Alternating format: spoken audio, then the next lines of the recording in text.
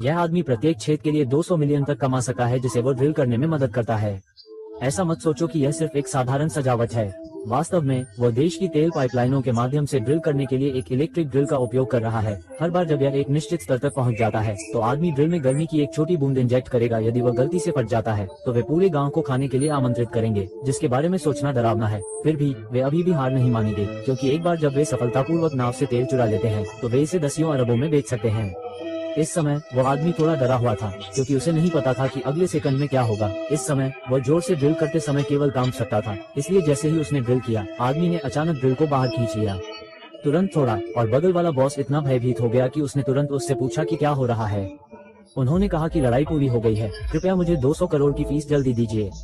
तुम बीमार हो गए, अभी तक छेद नहीं हुआ है और तुम मुझसे पैसे मांगना चाहते हो। क्या तुम्हें विश्वास है या नहीं? मैं तुम्हें मौके पर ही भेज दूंगा।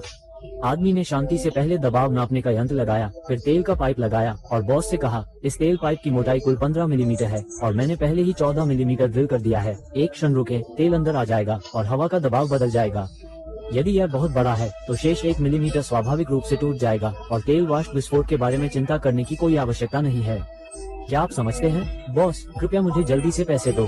निश्चित रूप से एक पल से भी कम समय में अंदर का तेल अचानक बिजली और गड़गड़ाहट के साथ फट गया और अचानक तेज आवाज हुई और फिर 3 से 5 सेकंड के लिए उल्टी गिनती हुई और बाहर का तेल गेज 0.1 से सीधे 90.99 तक उछल गया, जो बॉस को डरा दिया और तुरंत उछल पड़ा। आगे बढ़ें और इसकी जांच करें। क्या यह अभी भी संभव है? कोई आश्चर्य नहीं कि एक छेद करने का शुल्क 200 मिलियन है। उसके सामने के दृश्य ने बॉस को बेहद खुश कर दिया। कुछ ही मिनटों में रुकावट शुल्क 200 मिलियन हो गया। इस समय बॉस भी छेद से बाहर निकला और उस आदमी से कहा, युवक, यदि तुम्हारे पास ये कौशल है तो क्या तुम भविष्य में मेरा अनुसरण करोगे? मैं गारंटी दे सकता हूँ कि आपके लिए प्रति वर्ष दसियों अरब कमाना कोई सपना नहीं है।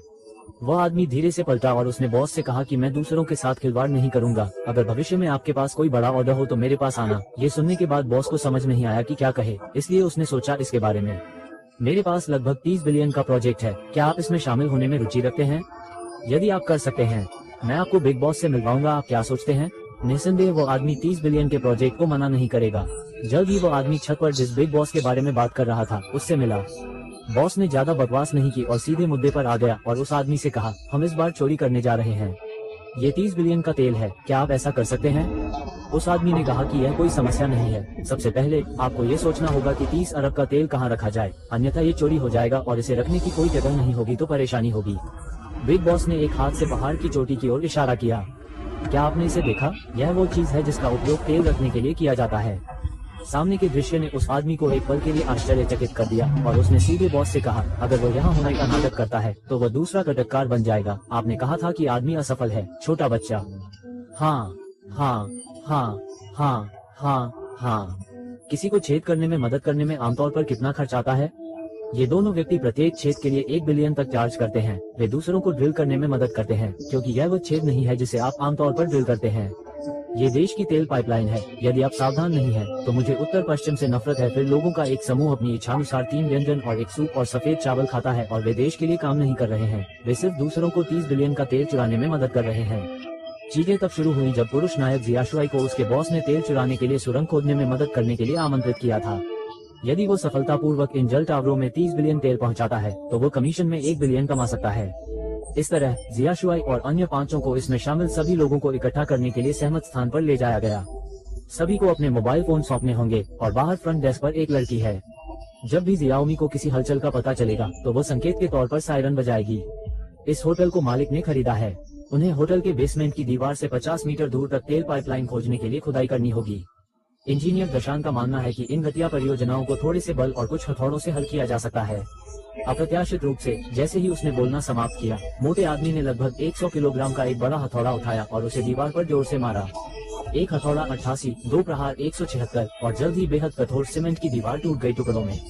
जल पर्दा गुफा। दूसरी तरफ के व्यक्ति जियाशुआई ने एक अद्वितीय ड्रिल बिट बनाने के लिए जर्मनी से आयातित स्टील के टुकड़े का उपयोग किया। तेल पाइपलाइनों के लिए ड्रिल करने के लिए इस प्रकार की ड्रिल बिट का उपयोग किया जाना चाहिए, अन्यथा ये फट जाएगा और हर कोई उत्तर पश्चिम से नफरत करेगा। दूसरी तरफ का मोटा लड़का खुदाई कर रहा था और अचानक उसे एक बेहद कठोर चट्टान मिली। जब जियाशुआई ने ये सुना तो वह तुरंत जांच करने के लिए आगे बढ़ा, ये सोचकर कि इतनी बड़ी चट्टान को कुदाल से खोदना असंभव होगा। उनके पास सुरंग खोदने के लिए केवल 1 महीना था, इसलिए वे इसमें देरी नहीं कर सकते थे। इसलिए उन्हें ड्रिल करने के लिए हथौड़ा ड्रिल का उपयोग करने के लिए कहना पड़ा। जियाशुआई ने यह भी सोचा कि अगर वो एक प्रभाव ड्रिल का उपयोग करता है तो ध्वनि बहुत तेज होगी। उसे डर था कि बाहर के लोग जियाशुआई को सुनेंगे, इसलिए उसने होटल के एक निजी कमरे में दाजूम के लिए जोर से गाने की व्यवस्था की ताकि ध्वनि बाधित हो सके। इलेक्ट्रिक ड्रिल, लेकिन उसे लगा कि वे वहां हैमर ड्रिलिंग के दौरान एक गश्ती दल होटल के फ्रंट डेस्क पर आया। जियाओमी, जो पुलिस से घबरा गया था, उसके पास गया और उससे पूछा कि वह क्या कर रहा है और चुपके से सायरन दबा दिया। लेकिन अंदर प्रभाव ड्रिल की आवाज इतनी तेज थी कि पुलिस इसे सुन नहीं सकी। पुलिस ने जियोमेई से पूछा कि आधी रात में कितना शोर हो रहा है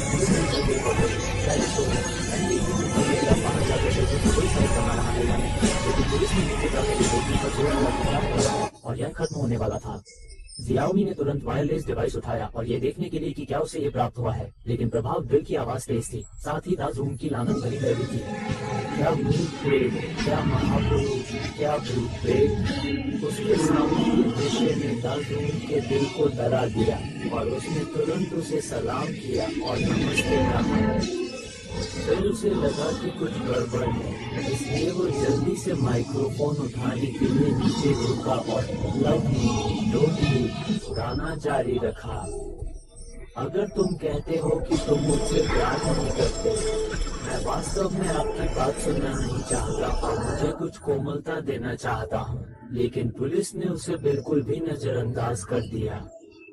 असहाय दाजूम पूरी तरह से टूट गया था। वे सबसे चालाक तेल चोरी करने वाले गिरोह हैं जो मैंने कभी देखे हैं। 30 बिलियन का तेल चुराने के लिए वे दिन रात सुरंगें खोद रहे हैं, क्योंकि वे देश में जमीन के नीचे दबी हुई तेल पाइपलाइनों को खोदना चाहते हैं और फिर तेल चुराना चाहते हैं। तेल अक्सर चोरी हो जाता है और राष्ट्रीय तेल की कीमत 8.91 लीटर से बढ़कर 1900 प्रति लीटर से अधिक हो गई है। इसलिए स्थानीय पुलिस हमेशा दबी हुई तेल पाइपलाइनों के आसपास निरीक्षण करती है। कुछ समय बाद एक पुलिस अधिकारी को पता चला जब वे भूमिगत पहुंचे तो कुछ असामान्य था, इसलिए उन्होंने तुरंत अपने कप्तान को बुलाया और नीचे देखने के लिए कहा। सौभाग्य से मून जियोमेई अभी शॉवर से बाहर आई और उसने इसे देखा और तेजी से इसकी ओर बढ़ी। मैंने जल्दी से निगरानी वीडियो को जूम इन किया और इतना भयभीत हो गया कि जियाओमी ने तुरंत अलार्म दबा दिया। सिस्टम ने सायरन बजते हुए सुना और सभी ने तुरंत वो सब कुछ बंद कर दिया जो वे कर रहे थे। फिर जियाओमी ने वायरलेस संचार के माध्यम से सभी को बुलाया कि कृपया आपातकालीन स्थिति में ध्यान दें, कृपया तुरंत काम बंद कर दें। मैं तो टिकटिंग के बाहर बड़ी संख्या में पुलिस अधिकारी हैं, कृपया जल्दी से सभी प्रकार के बेकार खाते के औजारों को हटाएं, अन्यथा आप न केवल खाएंगे और सोएंगे बल्कि उसका आनंद भी लेंगे बाल कटाने। लेकिन इसी समय जियाशुआई को पता चला कि उसकी रोलेक्स ग्रीन सबमरीनर घड़ी गायब है। अब मैं बड़ी मुसीबत में था, इसलिए मैं उसे ढूंढने के लिए जल्दी से वापस लौटा। लेकिन उसने कभी नहीं सोचा था कि एक बार अंदर जाने के बाद वह जिंदा नहीं बचेगा। जैसा कि अपेक्षित था, पुलिस के उत्खननकर्ता ने गलती से एक भूमिगत गैस पाइप खोल दिया। बगल में मौजूद कैप्टन इतना भयभीत हो गया कि उसका दिल जोर से धड़कने लगा और उसने तुरंत रुकने के लिए हाथ उठाया।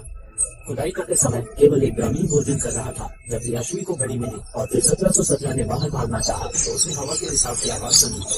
तब जियाओमी पहले पुलिस की स्थिति देखने के लिए जल्दी से बाहर भागा, जबकि बचान जियाशुई को बचाने के लिए दौड़ा और पाया कि ऊपर एक गंभीर गैस हिसाब था और उसने आसानी से अंदर जाने की हिम्मत नहीं की। फिर वो बाहर भागा और N-95 में मास्क लगाया, फिर वापस गया और जियाशुई को बाहर खींचने के लिए अपनी पूरी ताकत लगा दी। जियाओमी ने राहत की सांस ली जब उसने बाहर जंगल में पाया कि पुलिस केवल गैस पाइपलाइन की मरम्मत के लिए आई थी और उन्होंने जो सुरंग खोदी थी उसे नहीं खोजा था। जल्द ही बिजली और गरज के साथ रात हो गई।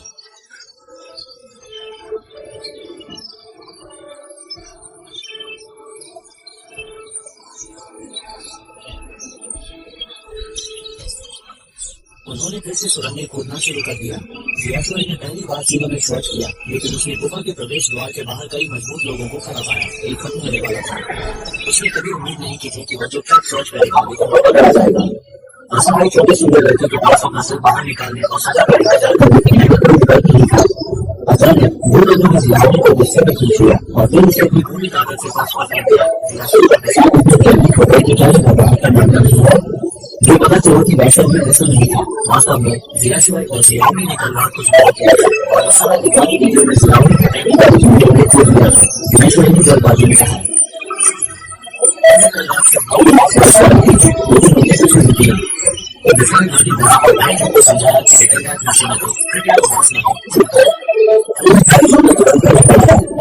को दिखाने के लिए तस्वीर निकाली की पहले आपकी माँ थी। जियाशुई को दोस्त है। उसने जियाशुई की मां को पकड़ लिया क्योंकि वह चाहता था कि जियाशुई को जियाशुई के दोस्त साथी के दूसरों उसकी मदद कर सके थे और काम जारी रख सकते थे। इस दौरान दूसरे बॉस ने टाइगर से पूछा तो इस पैटर्न पर ज्यादा बताइए। टाइगर ने कहा कि उसे अंदर बुलाओ और उनके साथ काम करो क्योंकि जैसे भी उसे रखने का कोई फायदा नहीं है। ठीक है, आप क्या कर रहे हैं? आप वहाँ हैं एक एक करके देखिए जो लोग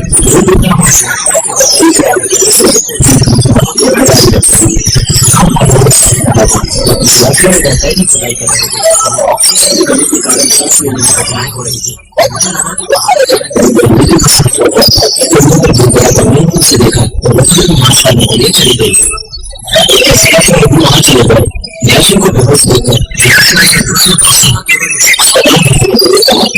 को कहा कि याशी ने खेला था लेकिन मैं कहा बताना चाहता था इसलिए वास्तव में मुझे बचाने से इनकार करना और आप ये कहने के साथ